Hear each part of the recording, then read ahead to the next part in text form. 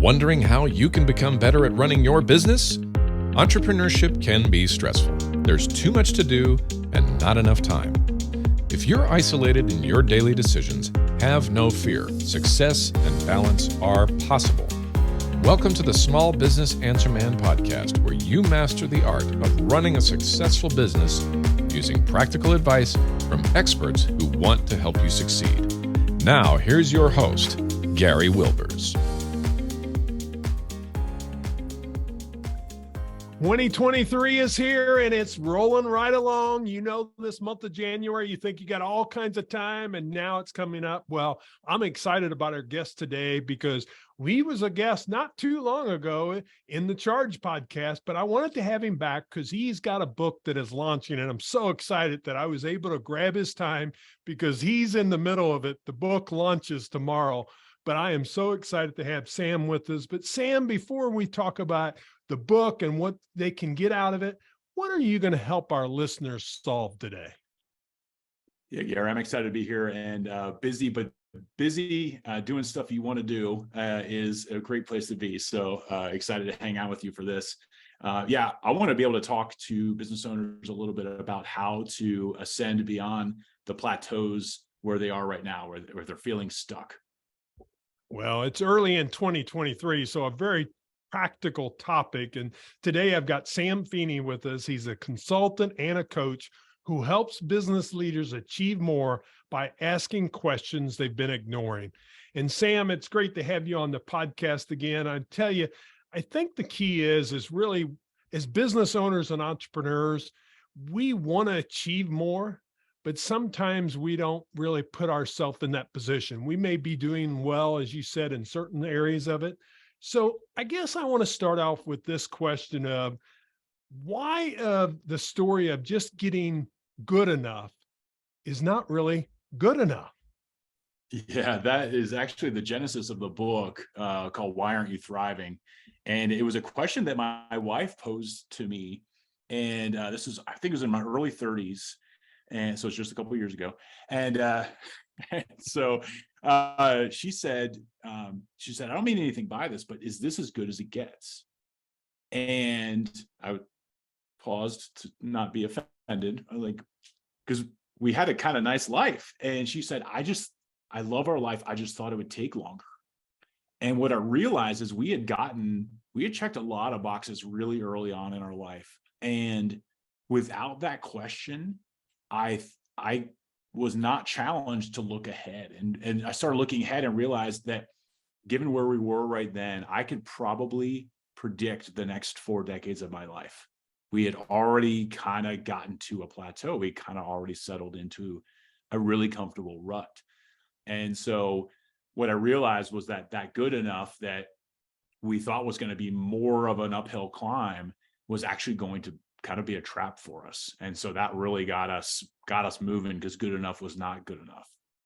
Well, and I think the thing is, with this early in 2023, some of us have these dreams, some of us have them as goals, and we want to achieve those. And now we're into the rat race. We were all excited the first of the year or the end of the year, or maybe that middle right there of the first part of the end of last year and the first part of the beginning of the next year. And now we're back into, we've got to really take the action to make it happen. And it creates some of those challenges. And I think what happens for a lot of business owners, and I know you've talked about this and in your book, it talks about different ways, but we get in these areas of our life where we're really ignoring certain areas that are holding us back. And maybe not only professionally, but also personally. So can you share with us some of your concepts that you're sharing in the book that's holding us back? Yeah, and you're right. It's been 3 weeks since we've had, maybe you do at the end of the previous year, you do a review, you do a time of reflection, but then you got to go back to work. Then you go back to doing the same kind of habits and patterns. And I think I think a lot of times people around us give us this pass. I think we do a few things that mess us up. And one of them is we segment our lives. And we pretend like what happens in our business or work doesn't affect what happens at home. Or we we say, okay, well, this, what's going on right now at work doesn't really affect my health, but when we do that, we segment actually parts of ourselves. And so I look at 7 core areas where I think we are allowed to thrive and even called to, depending on your viewpoint, your philosophy. And it is in the integration of those things where really we can see people start to make a difference. Oftentimes, business owners are really doing well in 1 or 2, maybe even 3 areas of the 7 core areas, and they're applauded for it. It's easy to do because they can measure it. They get pats on the back, and it's a target they can actually hit. And then they neglect some of the other areas, and that can really end up causing them to get stuck. And in some cases, as our friend Aaron Walker says, some cases come home one day with a pocket full of money and to a house full of strangers, and nobody wins in that scenario. Yeah. Well, let's dig in a little bit on some of those core areas that you see, so we can kind of maybe walk through with them, and maybe you share a little bit about some of those areas you feel like, for a lot of ours are business owners and entrepreneurs on this podcast, that maybe you feel that they do well in, but where maybe that some of those other areas that's holding them back. Yeah, I think I use the metaphor of a tree to be able to do this, to be able to share this. And so the roots are identity and faith. And it doesn't have to be God. If you can just this idea that there's something bigger than you going on. And then the fruit of the tree is your career, your health, your finances, and your relationships. And the trunk that connects them is your mission. And so oftentimes we'll see people who have a ton of fruit in the areas of, let's say, their career, their finances, maybe their health. Again, maybe there are some opportunities for people to do phenomenally well. But if those roots aren't secure, oftentimes the fruit starts to fail. And the first thing we do when the fruit starts to fail is we go and try to polish the fruit. Well, that's not going to help you. It's not going to get you to where you want to go. And so really be able to step back and say, there's some deeper issues here that I need to figure out with my identity, with my mission, how I want to show up for the world, not just chasing a bottom line, but chasing an impact, a legacy that's bigger than I am. And I think those can be, when you step back and see the whole picture, then you start to really make better and contextualize decisions about your career, your finances, your relationships. Well, I think that's really important. And when you think about, let's just talk about the roots right now, is when we don't know who we are. And a lot of times entrepreneurs, let's be honest, I know for myself, I'll say, so instead of talking about someone else, myself, I was striving for that success and doing what I thought I needed to do to have that success. To be quite honest, I thought I was benefiting my family because I was allowing this and that because of some of those financial, some of the fruits that you talk about. But the only thing that happens is I allowed my identity to become that business owner and that success of that business. And it was all wrapped up in that. And then there was a time I woke up about 15 to 17 years in the business saying, whoa, this is not what I want to be known for. I was known as the wireless guy, first the mobile phone guy, but then the wireless guy. And there was more to me that I wanted to see, but my identity was tied up into that. And of course, sometimes I was so darn busy that the faith got put on the sidelines because of course, I've got to make this. And of course, I'm the one doing it, make me successful. And that's where we fall in that challenge with faith, is realizing that, we were given talents by someone else, not our own. We get to develop them. We can grow our talents, but they're God-given on that side of it. So I appreciate you sharing that, because a lot of times I do this IR thing and identity and role, and it's amazing how many people, they forget what their true identity is. I was just at a session and I asked how many is a leader in the room. And it was probably 100 people in the room. And I think 10 raised their hand because they thought I meant a title. But capital L. We have to first lead ourselves. That's there. So as you get into kind of that part of it, kind of play off of that with the fruits, when we think about career, health, finances, relationships, those sometimes become, you talked about a little bit, the easier, because we see some of the easy end results. Is that what you see? Correct. Yes, absolutely. And that's the thing too. If you think about it, again, continuing the agricultural metaphor, you can get roots that start to rot 2 or 3 years before it shows up in the fruit. Oh, And yeah. so you get all these, everybody knows this, that what you measure often as times is what you treasure. And so it's so much easier because I can count on it, because people are applauding me, whatever. You see this all the time when people are successful in business and their home lives are a wreck because they get home and there's no like, do you understand what I all the things I went out and hunted and killed today out in the world, and I come home and I still have to mow the lawn, or my kid's still, he or she's going through stuff, or, my wife, somehow isn't thrilled to see me because she's been at home by herself for 10 hours in a day, like, yes, there's always those contributions. And like, to your point, if you don't see your identity as not just this title, but also dad and husband and father, or, whatever, the female equivalents, then you're going to miss the fact that some roles and some titles last longer than others. And that's where I think we start to run out of runway on making these types of decisions or making this type of impact, realizing as the saying goes, that you've climbed the ladder, but it's leaning up against the wrong wall. Right. Yeah, I can see that. And then share with me, I didn't get it wrote down because you said them so fast, and I want to make sure we got them. We got the roots. Sorry. That's identity and Yep. faith. Fruit is the career, health, finances, and relationship. Yep. And the last one, the trunk is your mission. Mission. The trunk is your mission. And so I love helping people walk through and creating a personal mission statement, because I think that's the thing that transcends title. And I think that's the thing for stay-at-home moms. They're like, well, I'm not, everybody's got a mission. And should you choose to accept it, it really contextualizes a lot of different things. And so, but when you do it so that it's an outpouring of who you are and your faith in your identity, then you're connecting the unseen and the seen, with the roots and the fruit. And that's a really cool way to live with integrity.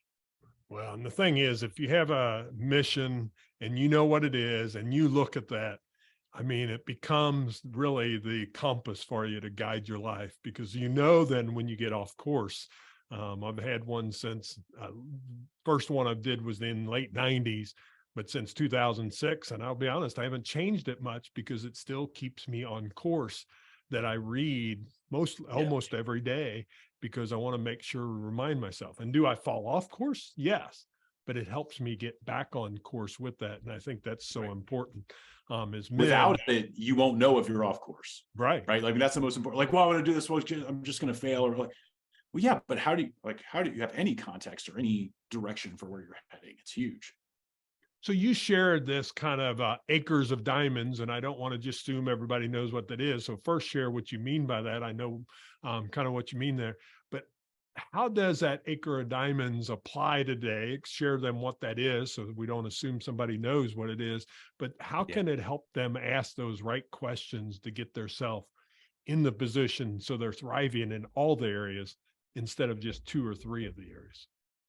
Yeah, and Acres of Diamonds was a speech by a pastor named Russell Conwell in the late 1800s. He's actually the founder of Temple University in Philadelphia. And he went around the country. He was raising money for his university, and he would give a speech called Acres of Diamonds. And he told a story about a man who goes off looking for treasure, only to find, after his death, they found that the treasure was on the property that man had owned. And he says to them is, well, you have what you need at hand, put your shovel in the ground and get moving. And the thing that I loved about writing the book was the book is, why aren't you thriving, is a question that I was asking to myself. And I didn't know the answer. Like, my face is not on the book cover of this book. Like, I'm not a self-help guru. I really just wanted to figure out, can you actually thrive in all 7 areas? And when I started asking the right questions, and the 5 big questions that everyone who was interviewed in the book were asked, once I asked those questions, I started finding more and more people who were one degree away from where I was, or we had a particular context for a relationship, but it was kind of surface level. Once I started asking better questions, all of a sudden, they became these treasure troves of wisdom and so willing to share their experiences. And I think that's similar to one of my favorite business books, which is Who Not How. Similar to that way is, if you're looking for the right people, the right who's, you will solve a lot of problems a lot faster, rather than thinking you have to go it alone and go through this mythical American entrepreneur ethos that says, it's bootstraps and self-made men and all this stuff. It's not true, and it doesn't work. Yeah. And what a great piece to be able to share, with all your readers, but really seeing it through other people's eyes. And from what I understand with the interviews you did, you're seeing it through other people's eyes. It's there. And really, it's not like you have to create your own self-made way. Instead, learn from others. And that's the whole thing about podcasting. Everything that's out there today in the ecosystem is we can learn from others through that process. Kind of the last thing, and you kind of mentioned it some there, but I still want to ask this: if I picked up this book and read the book, which I will, because Sam's a friend of mine and I love the topic myself. Plus, I think it applies to some of my mastermind groups that I have, that I want them to read the book, and plan on him doing a little piece with us with that group. But if I picked up the book, what can I really expect for myself to get out of it? Yeah, this is actually one of my favorite things, and I'm kind of like bragging on your kid. You're always like, of course, it's your kid's baby. the greatest. Well, he is the greatest. He's the greatest to me. So, but one of the things I most enjoy about the book is it's designed. The preface, it says that you are not supposed to read the whole book. And for many people who are not readers, they will love this part. So the way that it's set up is the introduction tells you a little bit more about my story, about why in the world am I doing this, and what am I trying to get at? And I'm really trying to answer that question: why aren't you thriving? And then at the end of it, you are invited to take an assessment, and the assessment will give you a score on how you're doing in each of the 7 core areas. And then I ask you to just go read the chapters that you want to read. So just go read. If for you it's, hey, you know what, like my health, and I'll say that for me, health is a big one that I've not prioritized in my life. And so that I learned a ton when I went through and did those interviews. And so I would get a low health score, and I would go read the health chapter, and then be able to get access to all the free resources that are in that health chapter. I want to figure out, for me, what's my path. So much advice that's out there is, results in not typical type of advice. It worked for this person. It's like trying to take somebody else's prescription. It's not going to work for you. So this is actually, the book is created to make a personal, individualized personal growth plan. So it's kind of fun. That is awesome. And boy, some people, when they heard they don't have to read every chapter, they may now. I know, man. You can still get an A and not read. You can read 2 chapters. I want you to read the intro, 1 chapter for you, and then read the conclusion, because I do actually answer the question, why are you thriving? Okay, super. Well, Sam, it's been awesome to have you on. Thank you so much for taking time. I know you're very busy right now with the book launch starting tomorrow. So we're cutting this on Monday, and tomorrow he's actually launching the book. So why don't you share with them how they can get a copy? And also, even if they don't, I think you said there's a way within the book they can get the assessment, share all that information with them. Yeah, you just go to amithriving.com. Again, amithriving.com. And the books is there for anybody who purchases the book. They actually get the audiobook for free. I know when I ever see that, I buy the book. I don't read it, but I listen to the audiobook. So, and then the assessment is on there as well right away. So if you want to just jump right into the assessment and just take it for your own curiosity, where are you? Like, people love to figure out, how am I scoring? How am I doing right now? These are questions that have been taken by a ton of people. And so we've gotten pretty good at being able to give you a reflection back on how you're doing in those areas. And then I really just encourage you to pursue that a little bit When you get your results back, you'll get your results back right away and be able to start learning more. Hey, I've been ignoring this area for a long time. How can I maybe start to do this? And so to your point, Gary, tomorrow I start working out with a buddy of mine because I've ignored my health long enough. So I'm asking the right questions and putting them into my face long enough to be able to actually do something about them. Awesome. Well, again, that's amithriving.com. You can get it there. Please go order his book.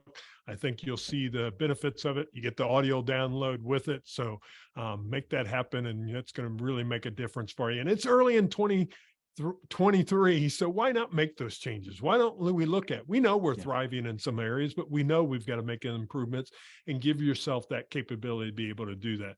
Now, Sam, before I let you go, I ask every person this question, and you alluded to it a little bit before, but I want you to give a business tip, because we have a lot of business owners and entrepreneurs on this podcast. And if you could give them your best business tip or advice, what would it be?